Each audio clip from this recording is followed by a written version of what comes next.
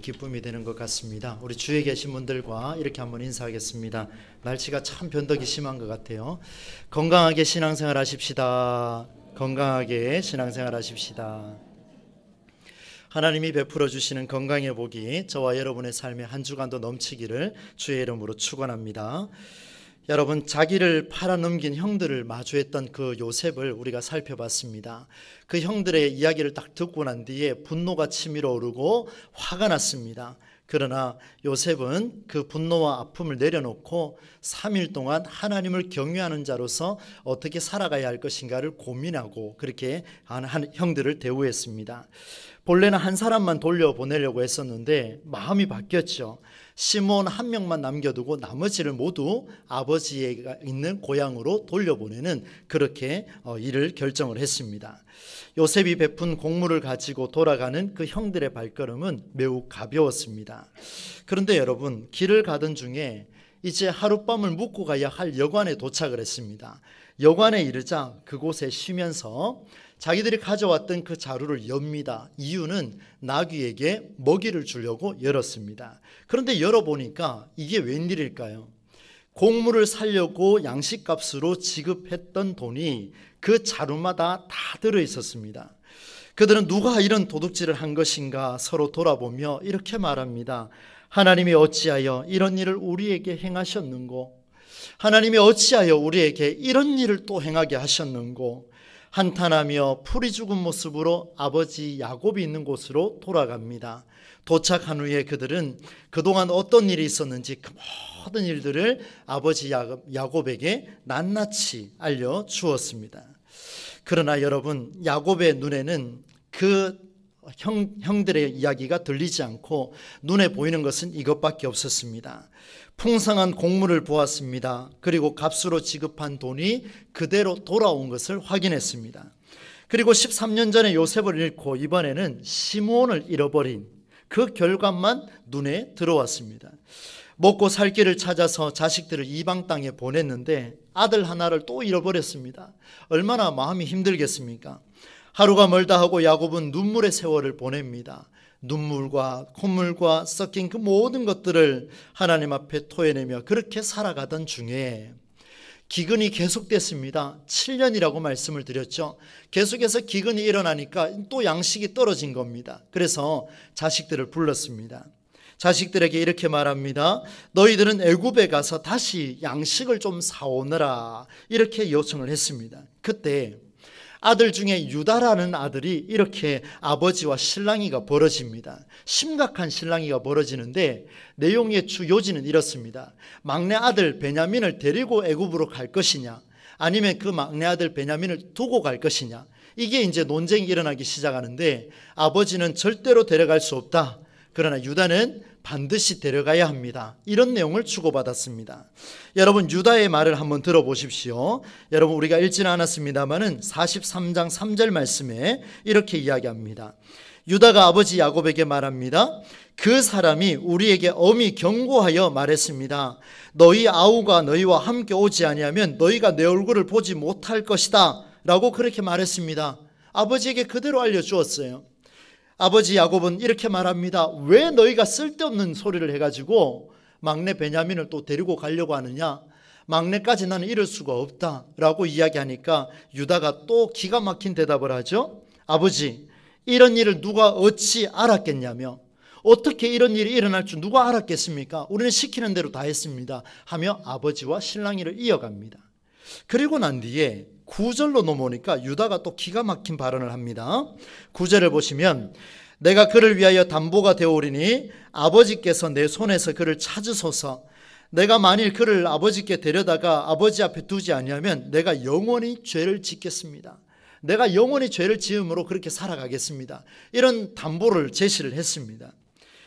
야곱의 마음이 조금 이렇게 녹았던 것 같습니다. 야곱이 어떻게 처신하냐면 이 땅의 아름다운 소산을 다 챙겨라.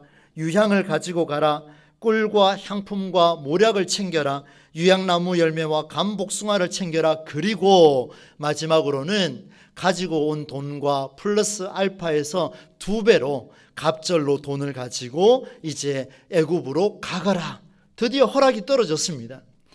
야곱은 양식이 없으면 굶을 형편이라 결국에는 막내 아들 베냐민을 그들과 함께 데리고 갈 것을 허락해 주었습니다. 자식들을 애굽 땅으로 보내야 하는 야곱은 물론이죠. 그리고 애굽 땅으로 출발하는 10명의 형제들도 무슨 일이 생길지 모르니까 불안이 밀려옵니다. 너무나 힘들었습니다. 먼 길을 떠날 수밖에 없었죠. 그러면 여러분, 바로 여기에서 오늘 우리가 첫 번째로 찾아야 할 내용이 있습니다. 야곱과 이 10명의 형제들의 마음을 보면서 하나님이 우리에게 무엇을 요청하고 있는가를 한번 보겠습니다. 먼저 야곱의 마음으로 한번 들어가 보겠습니다. 여러분, 성경의 14절 말씀을 한번 보십시오.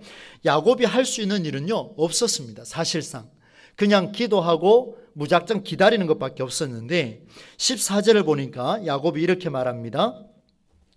너희들이 그 사람 앞에 설 때에 전능하신 하나님이 그 사람을 감동시키셔서 너희에게 자비를 베풀게 해주시기를 그저 빌 뿐이다. 그가 거기에 남아있는 아이와 요셉을 말하죠. 베냐민도 너희와 함께 돌려보내준다면 시몬과 베냐민입니다. 더 바랄 것이 없겠구나. 자식들을 잃게 되면 잃는 것이지 난들 어떻게 하겠느냐.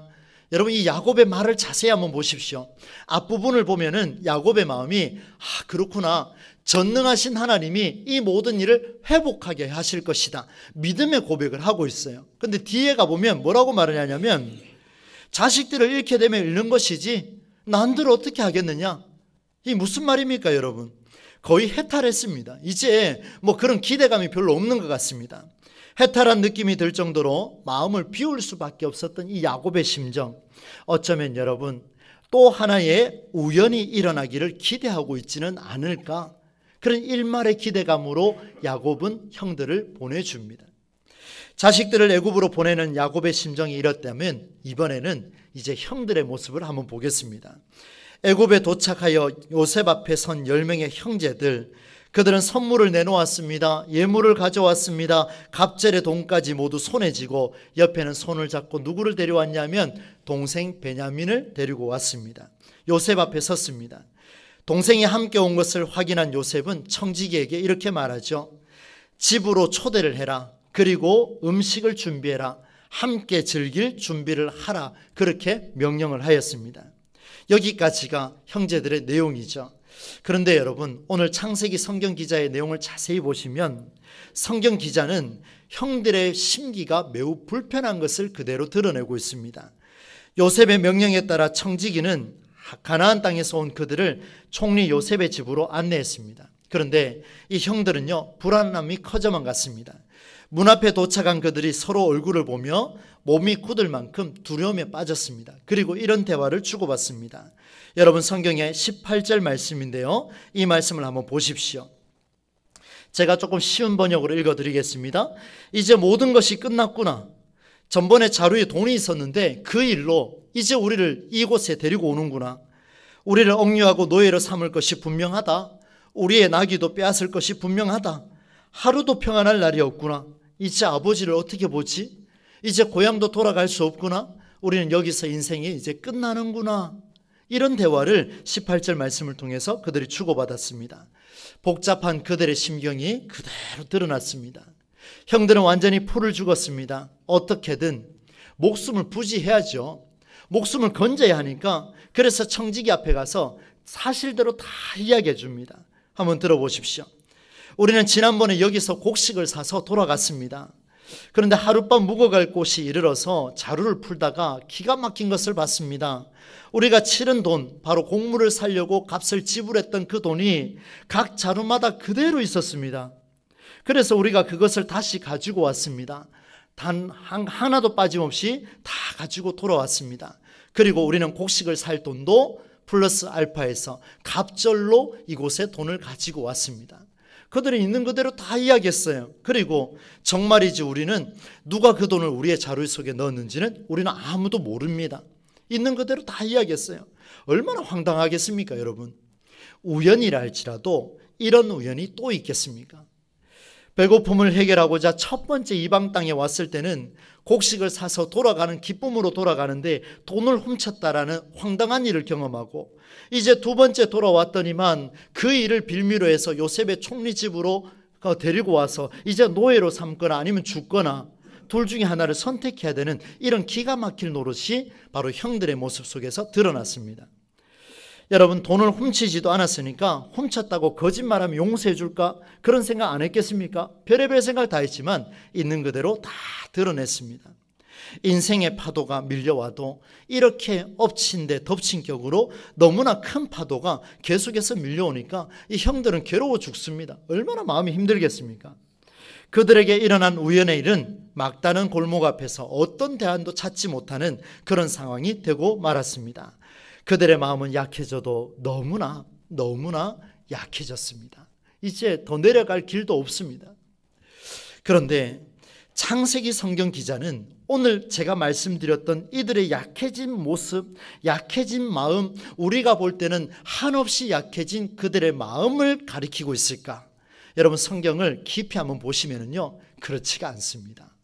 여러분, 놀랍게도 하나님은 오늘 이 본문을 통하여서 그들의 약해진 마음을 가르쳐 주시는 것이 아니라 이 속에 들어있는 진실로 그들을 지키고 보호하려고 하는 하나님의 마음을 드러내고 있습니다.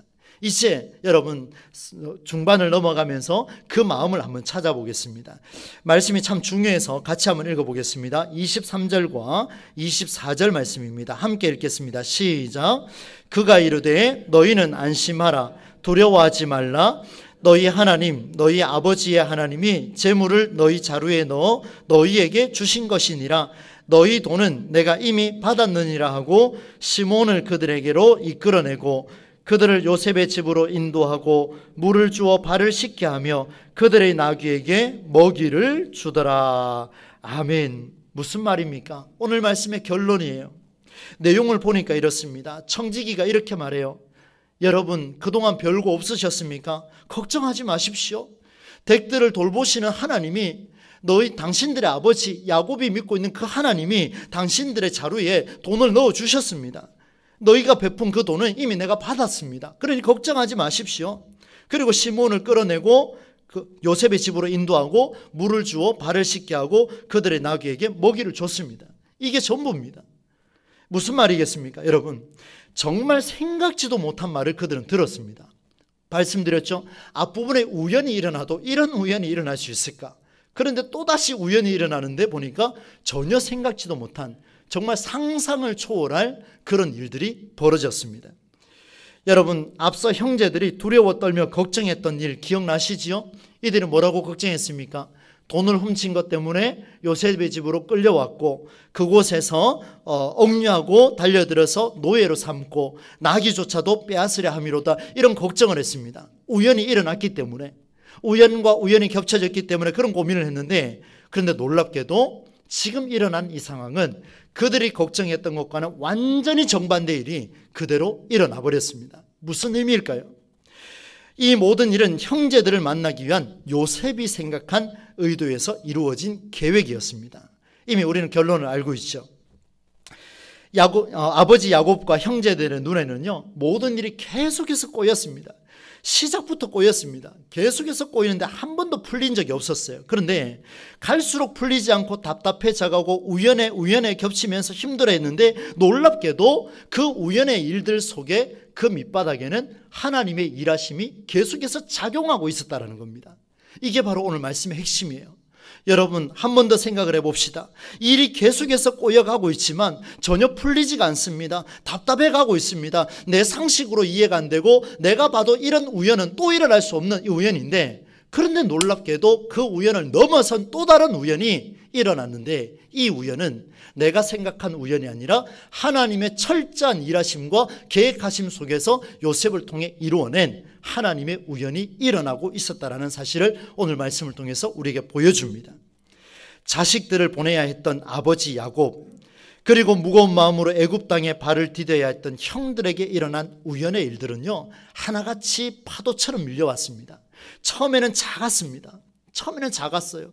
그런데 갈수록 이 작은 파도들이요, 계속해서 밀려오는 거예요. 여러분, 바다에 가보셔서 아시지 않습니까? 작은 파도가 끊임없이 밀려오기 시작하면 언젠가 그 파도는요, 크게 느껴지기 시작합니다. 나는 작게 받아들였지만 그러나 똑같은 파도라 할지라도 두려워하는 자에게는 큰 파도로 밀려옵니다. 무슨 말입니까? 두 번째 방문 때는 막내 베냐민을 데리고 도착했다라는 안도감에 이제 일이 다 풀렸구나, 이제 다 풀렸구나 안도감을 갖고 있었는데, 총리 요셉의 집에 끌려가는 순간 우리 인생 끝났구나, 이제 바닥 칠 데가 없구나, 이렇게 생각했던 그들, 작은 파도가 겹쳐서 큰 파도가 되어 덮치고 말았습니다. 그러나 하나님은 그들의 삶이 여기에서 끝이 아님을 보여주시고자 생각지도 못한 기이한 일들을 진행하고 계셨습니다. 우리가 이미 본 거죠. 형들은 이미 끝났다, 엔드라고 인생을 평가했지만 하나님은 ing, 바로 지금도 진행하고 있다, 하나님 말씀해 주고 계십니다. 그들에게는 큰 파도였지만 하나님은 그들을 향한 작은 파도를 그냥 때에 맞게끔 주셨을 뿐입니다. 그 파도가 그들에게는 큰 파도로 밀려왔습니다. 사랑하는 성도 여러분, 작은 파도를 보고 내가 무엇을 할지 정확하게 그 순간에 판단하지 못하면요, 정확하게 그 순간에 객관성을 가지고 판단하지 못하면 밀려오는 작은 파도들은 언젠가 큰 파도가 되어 나를 구덩이에 빠뜨리는 이런 일들로 전락하고 말 것입니다. 오늘 우리의 신앙생활을 그대로 보여줍니다. 여러분, 작은 파도, 큰 파도, 제가 이렇게 강조하는 이유가 있습니다. 왜 작은 파도라고 말씀드렸는지는 여러분 성경 16절 말씀을 통해서 우리가 함께 볼 수가 있습니다. 이 말씀도 중요한데요, 함께 한번 읽어보겠습니다. 16절입니다. 시작. 요셉은 베냐민이 그들과 함께 있음을 보고 자기의 청지기에게 이르되 이 사람들을 집으로 인도해 드리고 짐승을 잡고 준비하라. 이 사람들이 정오에 나와 함께 먹을 것이니라. 아멘. 여러분 보세요. 형들이 두려워 떨면서 우리 이제 죽었구나, 우리의 종으로 팔려왔구나 말하기 이전에 이미 먼저 기록된 내용이에요. 18절 말씀 앞에 있는 16절 말씀입니다. 먼저 기록된 내용이에요. 무슨 말입니까? 하나님의 일하심은 그들이 두려워하기 이전에 이미 밑바닥에서 작용을 하고 있었습니다. 누구를 통하여? 요셉을 통하여 일하고 계셨습니다. 요셉이 그들을 여기까지 오라고 한 것은요, 잠시 지나갈 작은 파도를 넘어 새로운 삶으로 초대하는 데 목적이 있었습니다. 그러나 형들은 깨닫지 못했습니다. 그들은 눈앞에 발생한 문제를 정확하게 보지 못했습니다. 사랑하는 성도 여러분, 오늘 여러분의 삶에 끊임없이 파도가 밀려올 겁니다. 수많은 파도가 밀려올 거예요. 작은 파도 끊임없이 밀려옵니다. 그때 우리는 그 파도를 보면서 문제를 정확하게 인식하셔야 됩니다. 나의 주관으로 인식하는 것이 아니고 정말 나를 그곳에서 벗어나게 해서 객관적으로 이 문제를 보셔야 됩니다. 그렇지 않으면 이 문제를 해결할 수 있는 길을 찾을 수가 없습니다. 왜요? 나는 이미 작은 파도를 맞았기 때문에, 두 번째 오는 또 파도를 맞았기 때문에, 세 번째, 네 번째, 다섯 번째 오는 파도를 계속해서 맞으면 이제 이 작은 파도는 나를 두렵게 하는 큰 파도로 우리에게 밀려오고 말 것입니다. 그래서 우리는 냉정하게 판단하셔야 돼요. 여러분, 인생의 여정의 작은 파도에 마음이 약해질 때가 한두 번이 아니지요. 그렇다면 그 속에서 우리는 속앓이만 할 것이 아니라 우리는 이제 그곳에서 벗어나서 그 밑바닥에 깔려있는 하나님의 놀라우신 일하심, 하나님의 놀라우신 계획하심, 하나님이 일하지 않으시면요, 그 문제 해결할 수가 없습니다. 그래서 우리는 벗어나야 돼요. 객관적으로 볼 수 있는 눈을 키워가는 우리가 되기를 간절히 소망합니다. 여러분, 예레미야 33장 2절과 3절 말씀입니다. 제가 한번 읽어드리겠습니다. 이를 행하시는 여호와, 그것을 만들며 성취하시는 여호와, 그의 이름을 여호와라 하는 이가 이와 같이 이르시도다. 너는 내게 부르짖으라.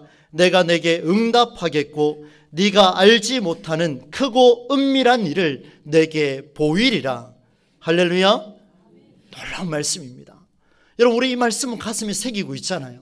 그런데 우리는 끊임없이 이 형들처럼 작은 파도가 밀려오니까 또다시 그 파도 때문에 또 고민하고, 여러분, 이 고민이요, 건설적인 고민이 아니라 나를 죽이게 하는 사망과 같은 그런 고민 속에서 우리는 벗어나지 못하고 있을 때가 너무나도 많습니다. 10명의 형제들은요, 돈을 훔친 것으로 생각했습니다. 누가 넣었는지 모른다고 대답했습니다. 맞지요? 전혀 모르죠. 여러분, 문제를 정확하게 인식 못했기 때문에 우연히 일치라는 그런 대답을 할 수밖에 없었습니다. 그러나 성경은요, 다르게 말합니다. 한번 들어보세요. 그 돈은 너희 하나님, 너희 아버지의 하나님이 주신 선물이라. 여러분, 이들은 깨닫지 못했습니다. 이들은요, 하나님이 주신 선물이란 전혀 인식을 못했습니다. 하나님을 믿는 자들이었어요. 여러분, 우리에게 밀려오는 그 파도, 우리에게 밀려오는 그 어려움, 오늘 우리가 당면한 문제들, 여러 가지 고민들, 속쓰린 속앓이하는 그 모든 문제들, 여러분, 하나님이 주신 선물로 받아들일 수 있는 은혜가 저와 여러분에게 나타나기를 주의 이름으로 간절히 축원합니다. 너무나 중요합니다. 저는 지난 한 주 동안 이제 정책당회를 앞두고 여러 가지 고민을 하며 지금 기도로 준비하고 있습니다. 얼마나 지금 마음이 힘든지 모르겠습니다. 제가 무엇을 고민하고 있을까? 우리 교회가 당면하고 있는 여러 가지 문제점들을 제가 보면서요, 하나님, 이것은 어떻게 해결하면 좋을까요? 2번 문제는 어떻게 하면 좋을까요? 하나님, C번은 또 어떻게 하면 좋겠습니까? 여러 가지 생각을 하며 제가 막 나열하면서 파일을 치고 있습니다. 그런데요, 오늘 이 말씀을 준비하면서 다시 한번 보게 됐습니다. 네가 그 문제를 해결하는 것이 아니라 살아계신 하나님이 우리 동부제일교회를 향하여서 문제를 해결하여 주시는 줄로 믿습니다. 가슴에 들어오는데요, 얼마나 위로가 되는지 모릅니다. 하나님께서 그 문제를 바라보고 그것을 객관적으로 평가할 수 있는 그 단계를 넘어서지 않으면 너는 파도에 밀려서 또다시 문제를 가지고 너는 고민하게 될 것이다. 하나님 제게 주신 음성입니다. 저는 확고합니다. 그래서 너무 감사했어요. 이제 이번 한 주 동안 저는 정책당회를 또 준비할 텐데요, 여러분과 함께할 2024년도를 준비하며 마음에 자신감이 생겼습니다. 무슨 자신감이냐면, 또다시 밀려올 작은 파도라 할지라도 그것은 하나님이, 너희 아버지의 하나님이 나에게 주신 선물이요, 하나님이 오늘 동부제일교회에 속한 우리 모든 성도들에게 주신 하나님의 선물이라, 이것을 고백할 수 있다는 생각을 하니까 너무나 감사하고 그 문제를 이겨낼 수 있다는 자신감이 목회자로서도 생기게 되었습니다. 앞으로 우리 교회를 통해서 하나님의 놀라운 섭리가 이루어질 줄로 믿습니다. 여러분, 찬양 가사 중에 이런 가사가 있어요. 주님 여기 계시기에 이 깊은 바다가 반석이 되고, 주님 여기 계시기에 저 거친 파도가 반석이 되고. 여러분, 밀려오는 파도를 두려움으로 받아들이면 파도가 되지만, 그러나 주님이 우리 가운데 계셔서 하나님이 주신 선물로 받아들이는 순간 그 파도는 아무리 큰 파도라 할지라도 그것은 반석이 될 줄로 믿습니다. 그 반석 위를 우리 모두가 함께 걸어가는 우리 모두가 되실 수 있기를 우리 주 예수님의 이름으로 간절히 축원합니다. 하나님 아버지, 오늘 귀한 말씀을 통하여서 우리의 삶의 결단과 우리의 삶에 다시 한번 도전을 허락하시니 감사를 드립니다. 우리의 생각은 참으로 복잡합니다. 참으로 답답할 정도로 작은 파도들이 밀려오니 이것이 큰 파도가 되어서 우리를 사로잡습니다. 이 시간 우리의 예배를 방해하는 모든 생각들 주님 떠나게 하여 주시고, 우리의 마음을 혼란하게 하는 것들, 우리의 삶을 지치게 하는 것들, 우리의 삶의 현장 속에 고민하는 기도하는 모든 제목들이 이제는 하나님이 주신 선물이요, 다시 한번 우리가 일어날 수 있는 하나님의 은혜인 줄 믿고 살아가는 우리 모두가 될 수 있도록 역사하여 주옵소서. 주님 여기 계시기에 그 거친 파도가 반석이 되어 그 반석 위를 우리가 걸어가는 놀라운 은혜가 우리 가운데 있게 하여 주옵소서. 예수님의 이름으로 축복하며 기도하옵나이다. 아멘. 찬송가 300